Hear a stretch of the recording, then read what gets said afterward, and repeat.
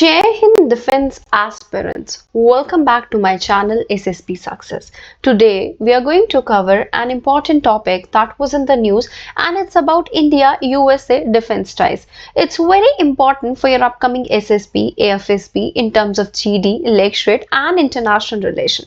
So let's get started with our topic. See, before moving ahead, I would like to tell you something.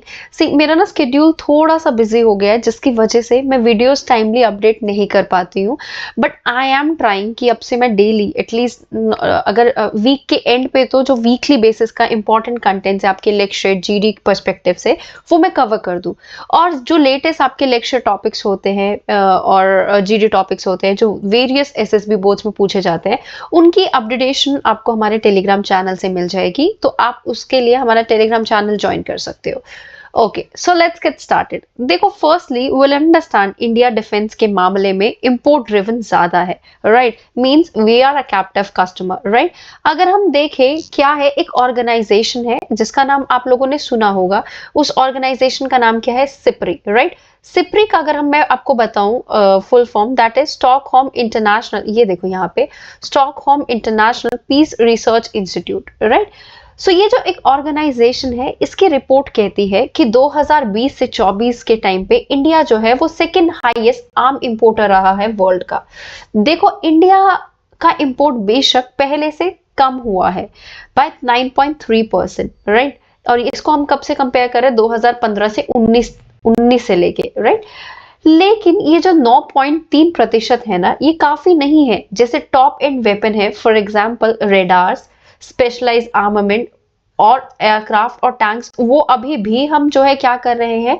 Import कर रहे हैं, right? बाहर से ही मंगवाते हैं. वैसे तो इंडिया ने आत्मनिर्भर भारत के तहत इंडिया ने डिफेंस प्रोडक्शन को इंडिजीनियसली प्रोड्यूस करने पर फोकस किया है, लेकिन आज भी HAL जो हमारा हिंदुस्तान एरोनॉटिक्स लिमिटेड है और DRDO जैसे PSUs है, उनकी प्रोडक्शन कैपेसिटी काफी कम है.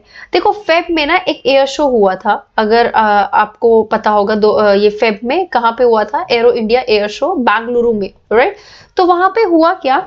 वहां पे जो हमारे एयरफोर्स के चीफ है, उन्होंने अपनी चिंता साफ साफ जाहिर कर दी कि हमारा विश्वास HAL में खत्म हो रहा है और हमें प्रोडक्शन स्पीड बढ़ानी चाहिए, बिकॉज इंडियन एयरफोर्स की स्ट्रेंथ कमजोर हो जाएगी अगर हम जल्दी से जल्दी एयरक्राफ्ट में न्यू एयरक्राफ्ट को इंक्लूड नहीं करेंगे और पुराने जैसे आपके सुखोई हो गए, मिग सीरीज होगी, उनको हम एलिमिनेट या फिर रिटायर नहीं करेंगे. देखो, ये वाले एयरक्राफ्ट बहुत पहले रिटायर हो जाने चाहिए थे, लेकिन न्यू मिल नहीं रहे हैं, इसलिए पुरानों से ही काम चलाना पड़ रहा है इंडियन एयरफोर्स को, राइट? और इंडिया का खुद का एयरक्राफ्ट जिसका नाम क्या है? तेजस MK1, which is a light combat aircraft, वो उसकी प्रोडक्शन में काफी स्लो है. ये अगर आप देखो तो ये हमारा जो हमारे कंट्री में बना है, उसी की प्रोडक्शन को हम फास्ट नहीं कर पा रहे, राइट? सो ये था एक बेसिक बैकग्राउंड कि कैसी है सिचुएशन. लेकिन अब बात करते हैं USA के साथ हमारे डिफेंस टाइज की, राइट? अभी देखो, अगर हम देखें USA के साथ हमारे डिफेंस टाइज पिछले कुछ टाइम से स्ट्रांग हुए हैं, बट USA की फॉरेन पॉलिसी वो एकदम ट्रांजैक्शनल है.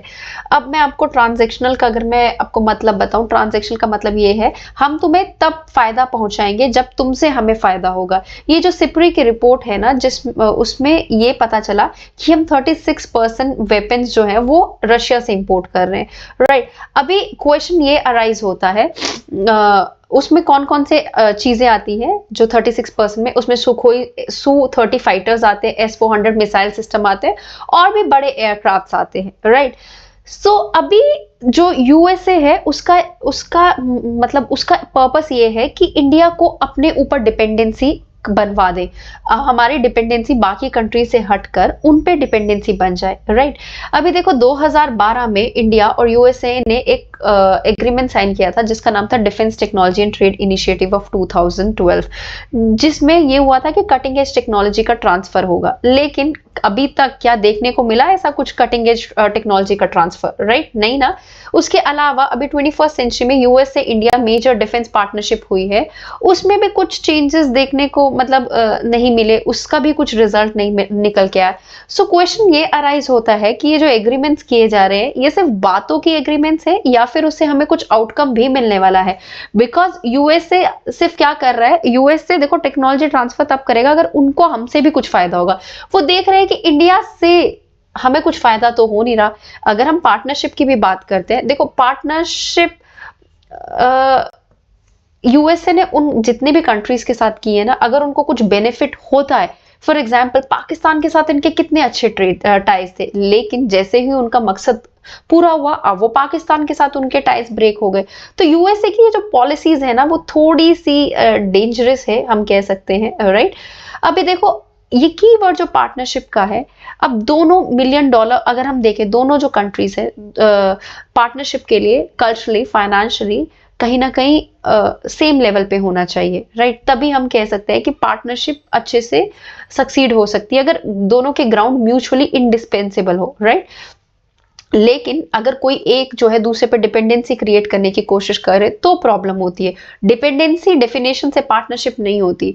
तो अब हम ये देखते हैं इंडिया और यूएसए के टाइज में क्या दोनों पार्टीज इक्वल है फाइनेंशियली?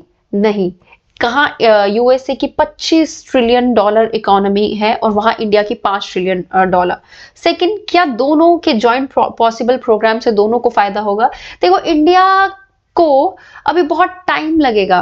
अभी यूएसए F-16 जैसे एयरक्राफ्ट बना रहा है, कहाँ हमने सिर्फ अपना LCA तेजस बनाया जिसमें हमने इंजन भी यूएसए से टेक्नोलॉजी ट्रांसफर मिली है। अगर हमारे बेसिक चीजों के लिए डिपेंडेंसी दूसरे कंट्रीज पे है तो ये तो एक प्रॉब्लमैटिक सिचुएशन है ना, राइट? तो इनका क्या सॉल्यूशन निकलना चाहिए और कितने फार ये रिलेशन जाएंगे? सबसे पहली चीज स्ट्रैटेजिक ऑटोनॉमी। देखो अगर हम किसी कंट्री के साथ पार्टनरशिप कर रहे हैं और उस पार्टनरशिप से हमारे कंट्री की स्ट्रैटेजिक ऑटोनॉमी कॉम्प्रोमाइज हो रही है तो एक क्लॉज है, इंडिया को अपनी पार्टनरशिप देखो कर ले लेकिन इंडिया अपनी स्ट्रैटेजिक ऑटोनॉमी पर हार्म नहीं होने दे सकता। दूसरी चीज, इंडिया को अपनी जो रिलेशन है वो मल्टीपोलर, मतलब यूएसए के साथ साथ रशिया, इजराइल, फ्रांस, मतलब हर टोकरी में अंडे रख के चलना चाहिए कि अगर एक जगह टाइज खराब भी हो गए तो इंडिया दूसरे जगह डिपेंड हो सकता है। बिकॉज अभी इंडिया 2 फ्रंट वॉर फेस कर रहा है, one is from the Pakistan side और other is from the China side. तीसरा, हमें indigenous research and development and private sector को बूस्ट अप करने की जरूरत है अपने। अगर हम उनमें बूस्ट अप करेंगे तो हमें क्या मिलेगा? तो हमें बेनिफिट मिलेगा लॉन्ग रन में, हमारी डिपेंडेंसी खत्म हो जाएगी, हमारा खुद का से होगा, हम अपने से पे टिके रहेंगे, राइट? कंक्लूजन की बात कर लेते हैं। कंक्लूजन देखो ये है, जो इंडिया और यूएसए के टाइज है वो डबल एज है, मींस उनसे टेक्नोलॉजी का ट्रांसफर करके हमें बेनिफिट मिल सकता है, लेकिन वही हमारी उनके ऊपर डिपेंडेंसी अगर हमारी बन गई तो ये एक प्रॉब्लम है बिकॉज वो अपनी मनमानी करवाने की कोशिश करेंगे, right? So guys that was all. I hope you like the video. If you like it, do like it, share it and subscribe our YouTube channel SSB Success. Your likes and comments motivate us to make more and more videos on time. Thank you everyone.